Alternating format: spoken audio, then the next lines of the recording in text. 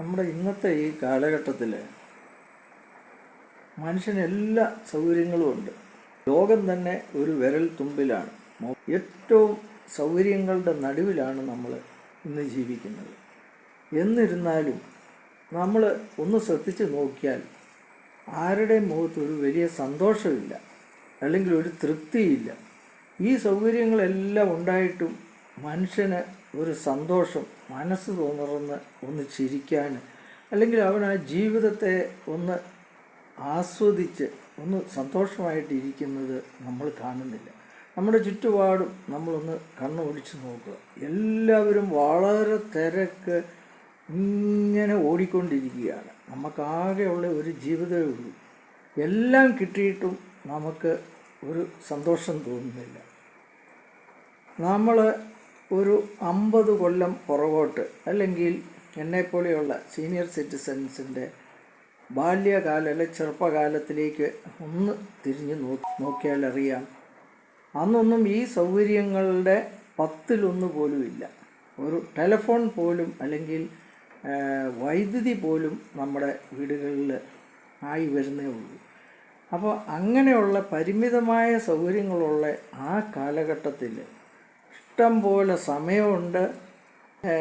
എല്ലാവർക്കും തിരക്ക്, കാര്യങ്ങൾ, കുട്ടികളാണെങ്കിൽ പഠിത്തം എല്ലാം ഉണ്ടെങ്കിലും അതിൻ്റെ ഇടയ്ക്കൂടെ നമുക്ക് ഒരുപാട് സന്തോഷങ്ങൾ പങ്കിടാനുള്ള, സമാധാനത്തിനുള്ള, ശാന്തമായ ഒരുപാട് അവസരങ്ങളുണ്ടായിരുന്നു.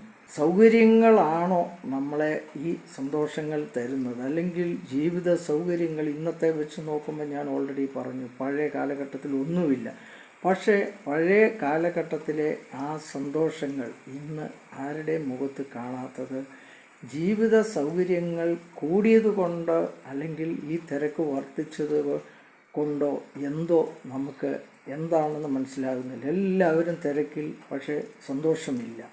അപ്പം നമ്മുടെ ജീവിതത്തിൻ്റെ ഏറ്റവും വലിയ ഒരു പ്രാധാന്യം, അല്ലെങ്കിൽ അതിലെ ഏറ്റവും ത്രസ്റ്റ് പോയിൻ്റ് ഈ നമ്മുടെ ജീവിതം സന്തോഷകരമായിട്ട് നമ്മൾ ഓരോ മൊമെൻറ്റും ആസ്വദിച്ച് പോവുക എന്നുള്ളതാണ്. അപ്പോൾ അത് സാധിക്കുന്നില്ലെങ്കിൽ നമ്മുടെ ഈ ജീവിതത്തിൽ തിരക്ക് പിടിച്ച് നമ്മൾ ഒരുപാട് സമ്പത്തുണ്ടാക്കി, ഒരുപാട് പ്രശസ്തി ഉണ്ടാക്കി, ഇങ്ങനെ ഒരുപാട് കാര്യങ്ങൾ നമ്മൾ നേടി, വലിയ വലിയ വലിയ കാര്യങ്ങളൊക്കെ നേടിയാലും നമ്മുടെ ജീവിതത്തിൽ നമുക്ക് ആ സന്തോഷങ്ങൾ, ഒരു സമാധാനം കിട്ടുന്നില്ലെങ്കിൽ ഇതുകൊണ്ടൊക്കെ നമുക്ക് എന്ത് പ്രയോജനം?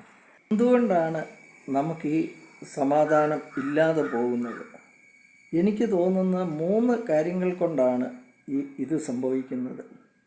ഒന്ന്, നമ്മൾ ദൈവത്തെ കൂടാതെ ഈ ലോകം വെട്ടിപ്പിടിക്കാനായിട്ട് നമ്മൾ ഇറങ്ങുകയാണ്. നമ്മൾ എല്ലാവരും മനുഷ്യരാണ്.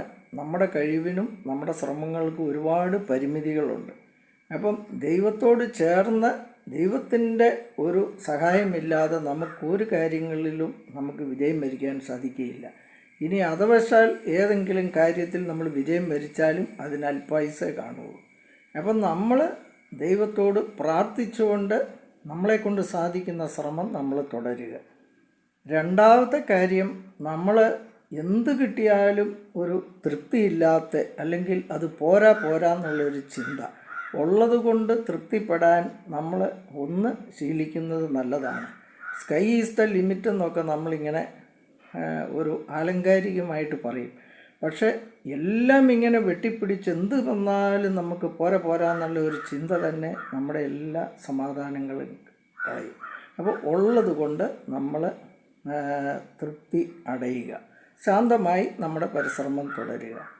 മൂന്നാമത്തെ കാര്യം എനിക്ക് തോന്നുന്നത്, നമ്മുടെ കമ്മ്യൂണിക്കേഷൻസിൻ്റെ അല്ലെങ്കിൽ ആശയവിനിമയത്തിൻ്റെ കുറവുണ്ട് ഇന്നത്തെ ലോകത്ത്, നമ്മുടെ സമൂഹത്തിൽ.